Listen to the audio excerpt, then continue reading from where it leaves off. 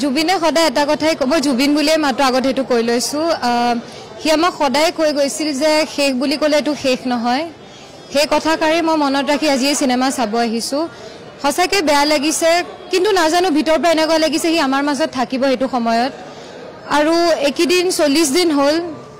ক'ব গলে জুবিন আমাৰ মাজত নাই এতিয়া কিন্তু তাক বৰকৈ মনত পৰিছে আজি হি সাকে আমাক খুব বেছি ভাল পাইছে আমি সকলোবোৰে জেনেকে আগুৱাই আহিছো আৰু জুবিনে সদায় এটা কথাই কয় যে নতুন প্ৰজন্মৰ লৰছলিবোৰে সদায় ভাল কাম কৰি যাব লাগে মই জুবিনক আজি ইয়াৰ প্ৰায় প্ৰমিস কৰিছো যতে আছে যে মই বিৰিনা আমাক নিজৰ ছোৱালী বুলি মাতিছিল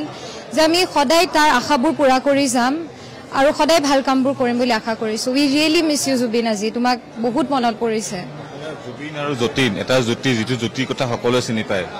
জুবিন যতীন মুনিন আজি জুবিন যতীনৰ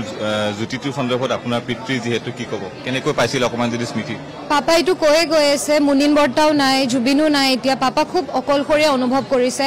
মই এটাই হাতজোৰ কৰি অসমবাসী ৰাইজক অনুৰোধ কৰিছো পাপাৰ বহুত প্ৰজেক্ট আছে আগবাঢ়ি আৰু পাপাক আশীৰ্বাদ কৰি যাওক যাতে মানুহজনে আগবাঢ়ে